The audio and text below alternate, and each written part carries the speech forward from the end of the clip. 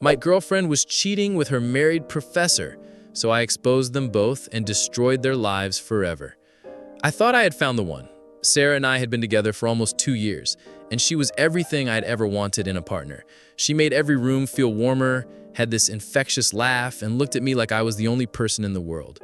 But when she started coming home smelling like expensive cologne that wasn't mine, I had no idea I was about to uncover the most devastating betrayal of my life and orchestrate the most satisfying revenge I've ever witnessed. Let me paint a picture of who Sarah was back then. We'd met through mutual friends at a house party in San Diego, and we just clicked instantly. She was studying marketing, working part-time at a coffee shop, and had these big dreams of starting her own business someday. We spent countless nights talking about our future together, planning trips we'd take, even discussing moving in together. Our relationship was solid. We rarely fought, had amazing chemistry, and genuinely enjoyed each other's company. She was the type of person who'd leave little notes in my lunch bag, surprise me with my favorite Thai food after a long day, and fall asleep on my chest while we watched Netflix. I was completely, utterly in love with her. After about 18 months together, Sarah made a decision that I fully supported. She wanted to go back to school to get her master's degree in business administration. She'd been talking about it for months, researching programs, and when she finally got accepted into the local university's MBA program, I was genuinely proud of her. She was excited, nervous, and ready for this new chapter. The first few weeks were exactly what you'd expect. She'd come home telling me about her professors, her classmates, the challenging coursework. She was thriving, and seeing her so passionate about learning again reminded me why I fell in love with her in the first place. But there was one professor she mentioned more than the rest. Dr. Marcus Bennett, her strategic marketing professor. He's just so insightful, she'd say, really knows the industry. At first, I thought nothing of it, right? That's when everything changed. The changes started so subtly that I almost convinced myself I was imagining things. Sarah had always been punctual. If class ended at 8 p.m., she'd be home by 8:30. But suddenly, she was rolling in at 10 p.m., sometimes later. Her explanations were always reasonable.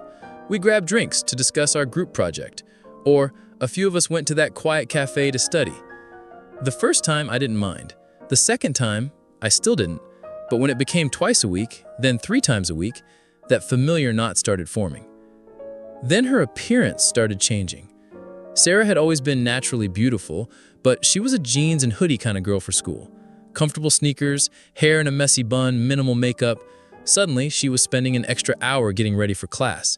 Tight dresses, heels clicking across our hardwood floor when she came home, perfectly applied makeup that somehow survived her long study sessions. "It just feels good to look put together sometimes," she laughed when I mentioned it. "I'm around all these professional people now." Something felt off, but I tried to be supportive. Maybe she was just finding herself in this new academic environment. That's when I noticed her phone habits changing. Sarah used to leave her iPhone anywhere, on the kitchen counter, charging by the bed, even asked me to answer it sometimes when she was in the shower. Now, it was glued to her hand. She'd take it to the bathroom, sleep with it under her pillow, and I swear I caught her angling the screen away from me when texting. One evening in October, I decided to surprise her after class. I pictured her face lighting up when she saw me waiting outside the business building. Maybe we'd grab dinner at that Italian place she loved. I knew her strategic marketing class ended at 8 p.m. on Tuesdays, so I showed up at 8:15. She wasn't there. I waited another 20 minutes, thinking maybe the professor had run over. When other students from her class started filing out, I approached a girl I recognized from her Instagram stories. "Hey, did Sarah leave already?" I asked. "Sarah? Yeah, she left like 30 minutes ago? Maybe more. She and Professor Bennett were talking after class, then she just grabbed her stuff and headed out." My heart started racing. If she'd left at 7:30, where had she been for the past hour and a half?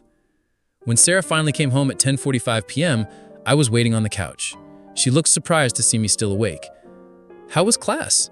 I asked, studying her face. "Oh, same old stuff. We went to Murphy's Pub afterward, the whole study group. Sorry I didn't text. My phone was dying." But here's the thing that made my blood run cold. She smelled like cologne, expensive cologne, the kind that probably cost $150 a bottle. And it definitely wasn't mine. I wore Old Spice, nothing fancy. "Crowded bar," she said when I mentioned the smell. "You know how it is." No, I didn't know how it is. Because in 2 years together, Sarah had never come home smelling like another man. That was the night I stopped sleeping well. The intimacy disappeared next. Sarah, who used to be incredibly affectionate, started brushing me off. I'm exhausted from school. Or, my head's just not in the right space. Our relationship went from passionate to practically non-existent over the course of 3 weeks. But it was the phone call that really opened my eyes. I'd come home early from work one Thursday. My boss had let me leave at 3 p.m. since I'd been putting in extra hours. I was planning to surprise Sarah with her favorite sushi for when she got back from her afternoon class. As I walked up to our apartment, I could hear her voice through the door. She was whispering into her phone, but our walls were thin. I keep thinking about last night. When can we do that again, she was saying. I froze, key halfway to the lock. No, he won't suspect anything. He's been working late anyway. My hands started shaking. I miss you already. This is so hard, having to pretend. When I finally opened the door, Sarah was sitting on our couch, phone pressed to her ear. The moment she saw me, her entire body went rigid. I have to go, she said quickly into the phone. Yeah, talk later. Who was that? I asked, setting down the sushi with trembling hands. Just Emma, from my study group. She was stressed about our midterm. But I'd heard her voice when she talked to Emma. This wasn't Emma. That night, I confronted her directly. Sarah, I need to ask you something, and I need you to be honest. She looked up from her textbook, eyebrows raised. Okay? Are you seeing someone else? The question hung in the air like smoke. For just a moment, maybe 2 seconds, her face showed something I'd never seen before. Panic, guilt. But then she laughed. Are you serious right now? You think I'm cheating on you? I don't know what to think. You're never home, you're dressed differently, you're constantly on your phone. So now I'm not allowed to care about school? I'm not allowed to have friends? God, you're being so controlling right now. And somehow, I ended up apologizing. She made me feel like I was the one being unreasonable, like my concerns were just paranoid delusions. But I wasn't crazy, and I wasn't done investigating. Here's where it gets interesting. 2 nights later, Sarah announced she was staying overnight at her friend Jessica's place to work on a major group project. They'd be up all night, she said, so it made more sense to just crash there. I smiled and told her that was fine, but the moment her car pulled out of our driveway, I was putting on my shoes. I'm not proud of what I did next, but I followed her. Kept enough distance that she wouldn't notice my Honda Civic in her rearview mirror, but close enough that I could see where she was really going. She didn't go to Jessica's house. She didn't go to campus. She drove straight to the Marriott downtown, parked in the visitor section, and walked into the lobby. That's when I saw him. Professor Marcus Bennett was waiting by the elevators, wearing dark jeans and a button-down shirt. He was probably in his late 30s, had that whole distinguished academic look with salt and pepper hair and an expensive watch. When Sarah walked in, his face lit up like Christmas. I watched from my car as he put his hand on the small of her back, the same way I used to do, and guided her toward the elevators. I sat there for 3 hours, gripping my steering wheel until my knuckles turned white. 3 hours, imagining what they were doing upstairs. 3 hours, watching the woman I loved betray me in the most intimate way possible.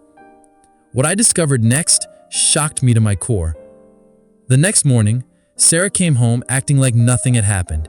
She walked through our front door at 7:30 a.m., hair slightly messy, wearing the same clothes from the night before, and started making coffee like it was any other day. How was class? I asked, my voice surprisingly steady. Oh, same old stuff. We were up until like 3 a.m., but I think we got a lot done. I wanted to scream. I wanted to show her the photos I had taken of her walking into that hotel with another man. Instead, I just nodded and went to work. That day, I made a decision. I needed proof.